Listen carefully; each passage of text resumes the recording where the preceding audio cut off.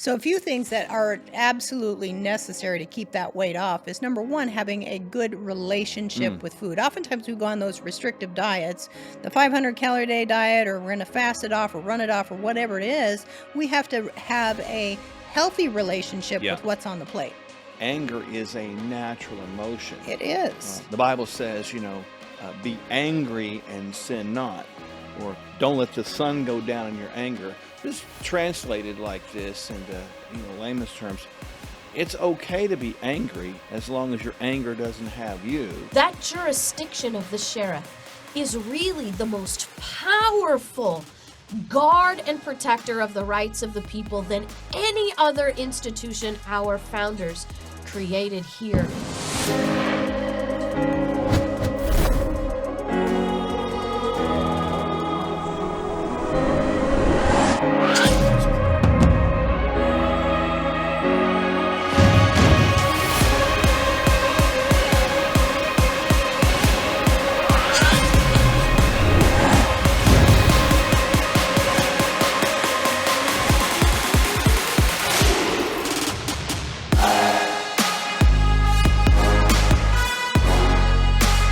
Once you lose that weight, what's the resolve to keeping it off?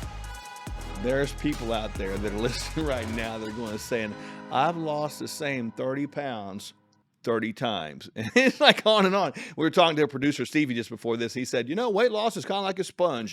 You kind of get it off, you squeeze the water out of it, and there it comes And right it- back again. Rebound effect. There are some things that we can do to help with that process. I think number one, and this is going to sound a little bit squirrely, don't use weight loss as a main goal. It's going to sound a little bit contrary, but that's actually true. Well, it's like we say in the clinic, body composition optimization is what's necessary, but you have to Right. understand what that is, and you have to chase the right goal. You want to maintain lean mass and get rid of that fat mass.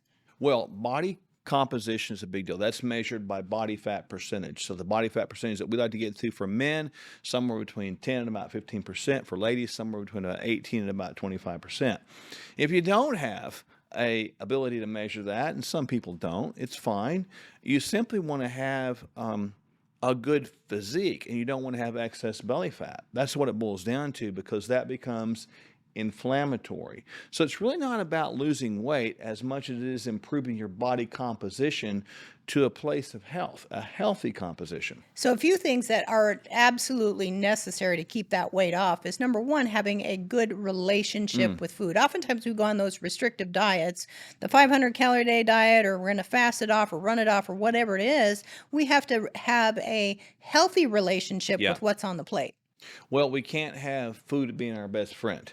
Comforter. Yeah, there's The really false no comforter. such thing as comfort food. That's kind of a antithetical kind of a concept. It's like, I'm friends with my bag of chips because it always obeys me and does what I want it to do, and it'll always give me Yeah. enough love every time. It'll keep giving. It's the gift that keeps on giving, but it's actually it's not a gift, and it keeps on taking. We want to look at food as fuel. That's it. Bottom line, food as fuel. When I look at the fruit and the veggies that are right here in front of us, there are nutrients in there that are necessary for us to have good function. God made those so that we would be drawn to those to put in our body what we needed so it would work okay. So, a couple other habits around food is we know we have to eat the right things. We know we have to have a good relationship with it. We need to be mindful of portions, Yep. likely portion control. Stomach's the size of your fist, and if we're eating more than the size of our Not fist a at any basketball. one meal, it's likely that we're overeating. Yeah. What about eating late? Well, eating late's a negative too because it will disturb sleep. So Right. people maybe it's a good idea to back it up around 6 p.m. Oh, I like about 3 hours between our last meal and bedtime, because if you experience like acid reflux out there, a lot of times that occurs because you eat and you got horizontal, and that acid from the purposely acidic area of the stomach starts coming back up by gravity, and that's not really a wise thing to do.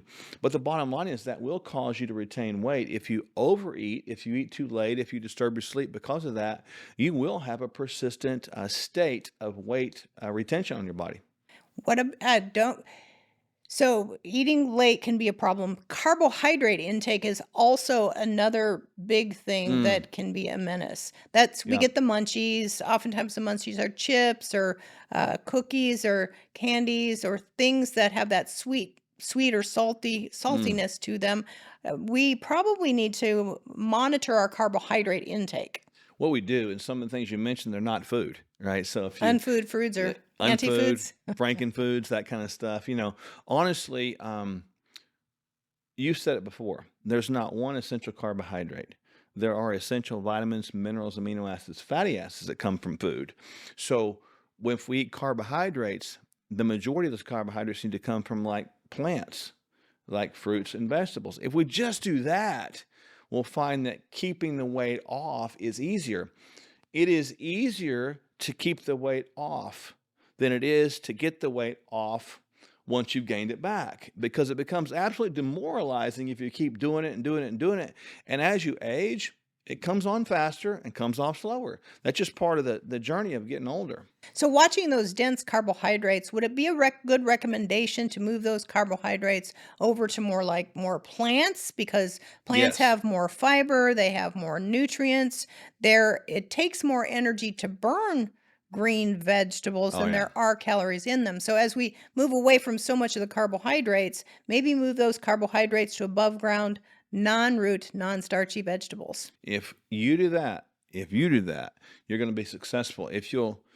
I've gotten so much criticism for this, but if you just give up bread, if you're overweight, just give up bread. Don't eat it, because the way it's constructed now, it's very high glycemic, meaning raise blood sugar to cause you to gain weight. It'll make the hormone insulin go up, all that mess. It's good. But the bottom line is, if you just give that up and give up processed foods, you will lose weight because that's what the body wants to do. Remember that we're created with a design inside of our body to do everything possible to not have excess weight, right? That's normal. The body has to adjust to excess weight, which becomes abnormal. That's why people see a relationship with excess weight and more disease prevalence. And in America, it's kind of sad. Obesity is the fastest growing non-communicable disease in the history of the world. Think about that for a moment.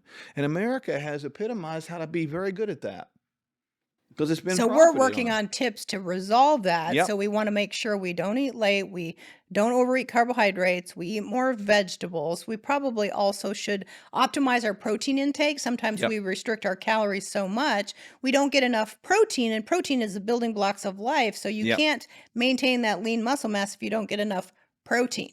That's why getting on the scale weight is deceptive, because you could lose muscle causing the scale to go down, and you could think that's good, but it's not good. It becomes less healthy. The more muscle you can maintain, the less fat you can attain. I hope people caught that. The more muscle you maintain, the less fat you can attain. So the body composition really can be optimized like that. So protein grams, try to get at least in the area of 60 to 80 grams a day. And that's for a general for most people. There's a bunch of variables down there: age, activity, muscle mass size, etc. But that's a minimum. So, also, it is very important for people to exercise, get both cardiovascular exercise and resistance training. Those couple things are also keys to maintaining weight loss They or are. optimal body composition. Absolutely. And we do this every day, all day, with people all over the country. So if that's an issue you need help with, reach out to us. We'd love to help you get those excess pounds off and keep them off forever.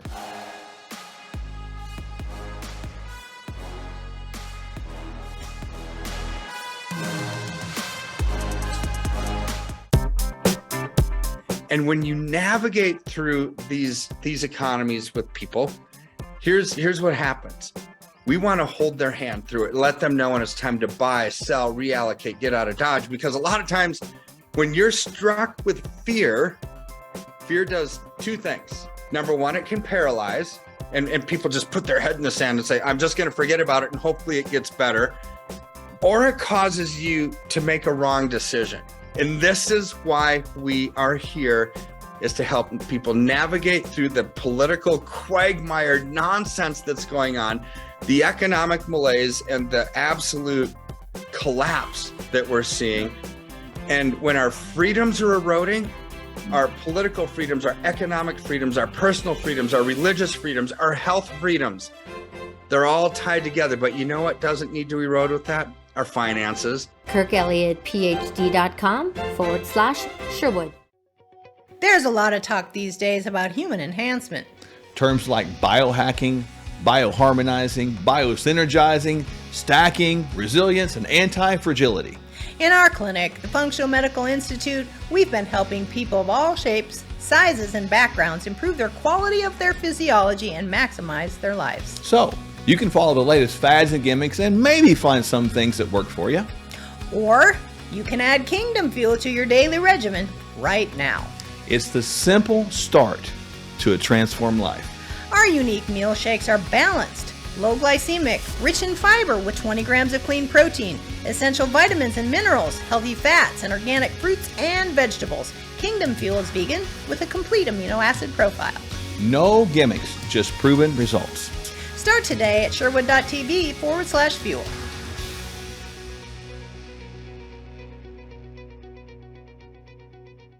Hey there, Kevin Sorbo here. Now, deep down, we know this. We're more than just a brain and a body. We're a spirit, we're a soul, and we're also a physical temple.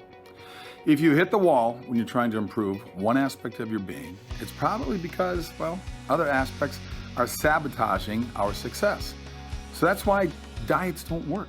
And frankly, why so much conventional wisdom from our so-called medical establishments falls flat.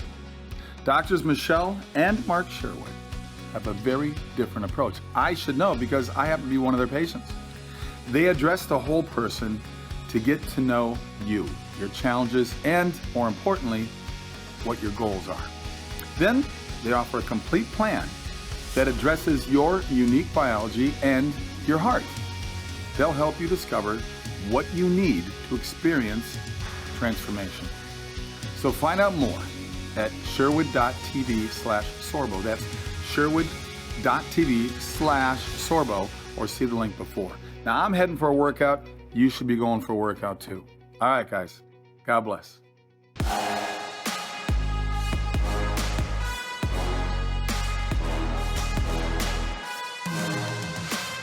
Let's talk a little bit about controlling anger to help your health. Now, we know anger is a very powerful emotion that can drive you to make positive changes. However, it is also a very powerful emotion that can be destructive to your health and to those closest around you. If anger goes on for a long, long period of time, boy, those things that can be observed in your health can be high blood pressure or high tension, headaches.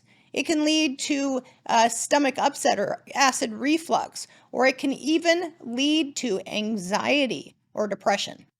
Well, we got to get a hold of it, right? Because, you mentioned at the top, anger is a natural emotion. It is. The Bible says, be angry and sin not, or don't let the sun go down in your anger. This is translated like this into, layman's terms. It's okay to be angry as long as your anger doesn't have you. And then it's also important to not go to bed or close the day out if you're angry at someone, especially. It's okay to be angry about a situation sometimes because, like in today's world, there are people that are very frustrated with things. But when it progresses to anger, it can progress to control not just your emotions, but it can cause a counter effect on your health. And that's not what you want. No, so the first thing we have to do is we have to learn to recognize whether or not anger is present. And if anger really is present, then we have to think about ways to control it. If you recognize that it's there, perhaps the first thing to do would be to go walk around the block and take some deep breaths to calm that sympathetic nervous system or that fight or flight, because adrenaline is just rushing through your system. And that's what's causing all those negative side effects from high blood pressure, headaches, anxiety, and the like. Yeah, this is remember our book, Fork Your Diet? I do. On the cover of What a that great book, you book guys that can see is. that. It says Stop Falling for the Frauds. Frauds is an acronym. And the acronym is fear, resentment, anger, unforgiveness, disappointment, and shame. So those frauds are all tied, sort of connected at the hip, if you will, with anger. And they sort of steal your identity. There's probably not anybody that's listening right now that hasn't either heard someone say this or said it themselves. I don't know who I am anymore. Or because of this, I've lost my identity. Or my anger has caused me to lose or forget who I am.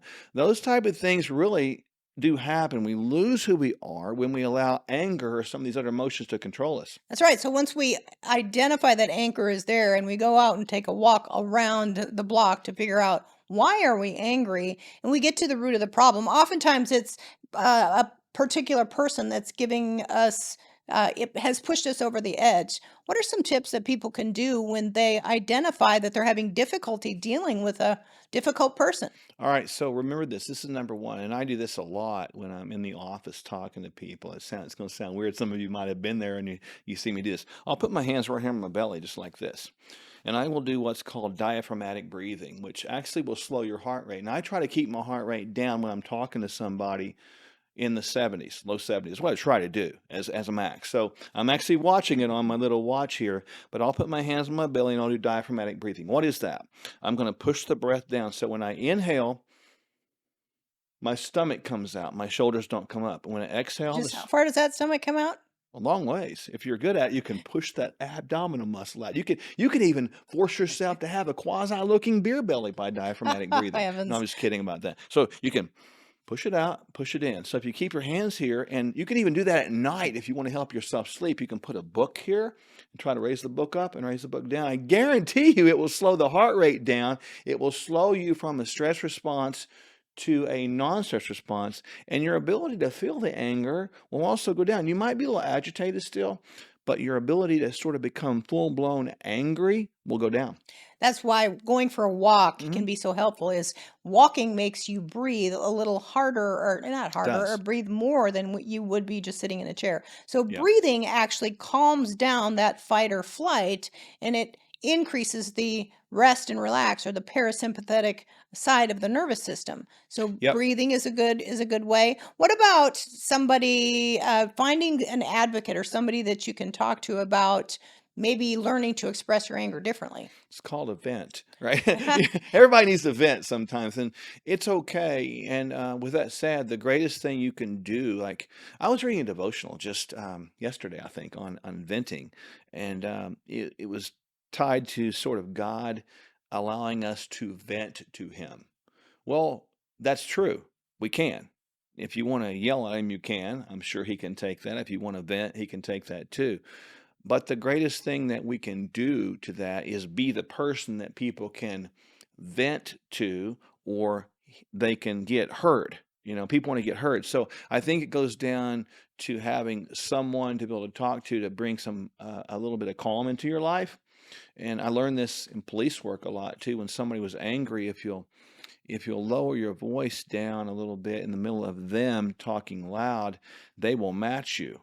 But if you elevate your voice over them, they will match you.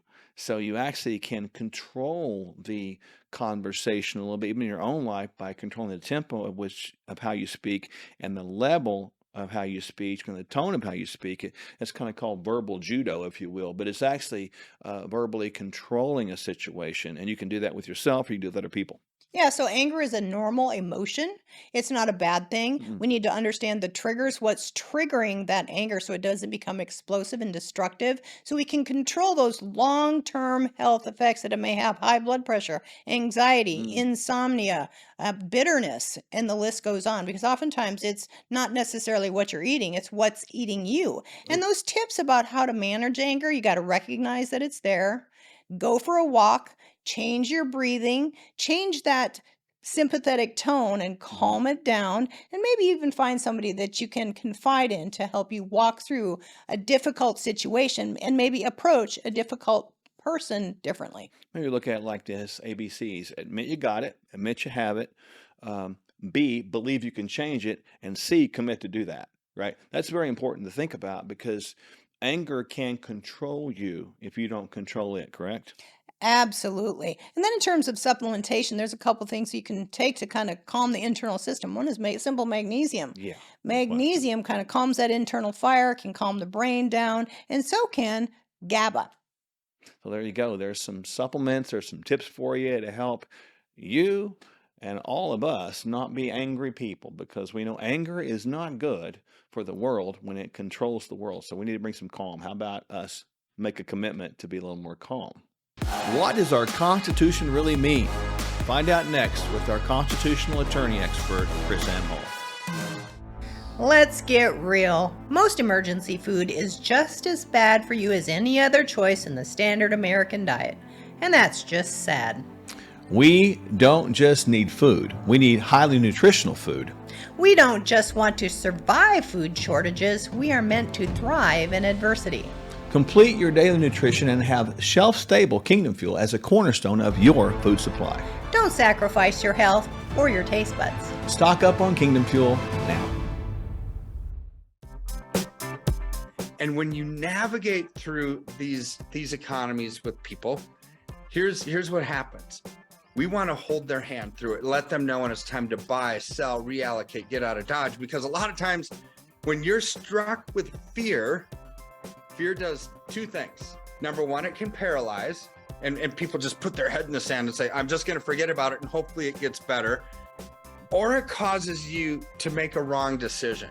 And this is why we are here, is to help people navigate through the political quagmire nonsense that's going on, the economic malaise, and the absolute collapse that we're seeing. And when our freedoms are eroding, our political freedoms, our economic freedoms, our personal freedoms, our religious freedoms, our health freedoms, they're all tied together. But you know what doesn't need to erode with that? Our finances. KirkElliottPhD.com/Sherwood.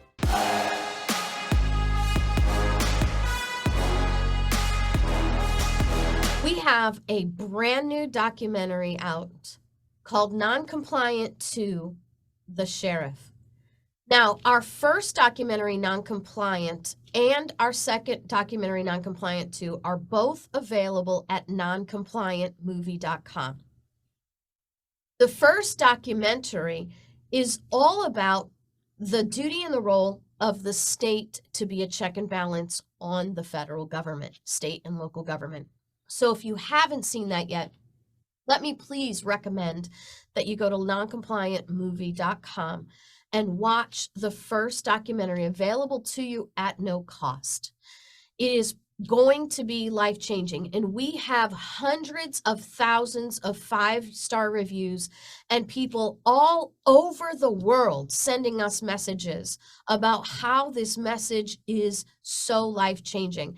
And it's a global message because, really, it's about your inherent rights. It's about why government is designed for one purpose. The purpose is to secure your rights, and how our founders put together our governments in order to retain the power by the people to be a check and balance on government through state and local government. And from that, we were inspired to create Non-Compliant to the Sheriff. Now, I have been for nearly a decade, traveling around the country teaching sheriffs and deputies a 3-hour continuing education course, all about the role and the duty of the sheriff, the history of the sheriff's role and duty to secure our rights, not to violate them. We have a whole section on the First Amendment, the Second Amendment, the Fourth Amendment, what our sheriffs and their deputies need to know not to be sued. And then we have a section on the jurisdiction of the sheriff, which is so incredibly important. That jurisdiction of the sheriff is really the most powerful guard and protector of the rights of the people than any other institution our founders created here in these United States of America through our constitutional republic.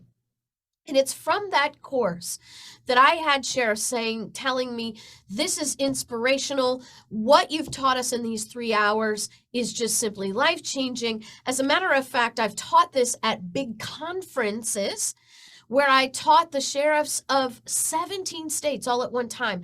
And I had sheriffs coming up to me immediately before I even got off the stage saying, I've been on the phone changing policies already based on what we learned from you. And we thought to ourselves, you know what? We need the people to know this information.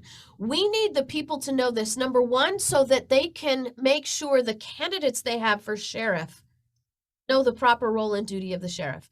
So we can be sure to have constitutionally minded sheriffs. Number two, because if you have a constitutional sheriff, if the body of the people are not in support of that sheriff cannot be who they want to be and who they're required to be. And number three, it empowers sheriffs who already have that inclination. In a world that is full of propaganda like defund the police and all of our law enforcement is evil, you see it all over the news. You see wicked politicians propagating this stuff. We knew we had to create non-compliant to the sheriff to show people what's really happening at the level of the sheriff that the media will not show you. There are sheriffs all over America who are standing up in defiance of unconstitutional laws and orders and edicts, in defense of the property rights of the people, and they've been doing this for years. But the politicians and the media do not want you to know this. They do not want you to know what sheriffs are doing successfully, regularly, to stand for people's rights, because this is how government's supposed to really, really work. Now, what we do with non-compliant too is we take two real-life situations, two events that actually happened. A pastor who refused to shut down his church over COVID, and a sheriff who arrested him for it. And a pastor who refused to shut down for COVID, and a sheriff who said, I'll go to jail to keep you open. And how these two incidents actually impacted and changed their states, and even all of these United States, all boiled down to what a sheriff would or would not do. This film is brand new, available at noncompliantmovie.com only right now. Pretty soon we're going to make it available on DVD, so maybe by the time you see this, it will be available on DVD at noncompliantmovie.com. But we're already getting messages about how this is life-changing. And to be honest, if you share this with your sheriff might be one who has watched this movie and come back to us and asked us to come and train their deputies. Noncompliantmovie.com. It will be life-changing.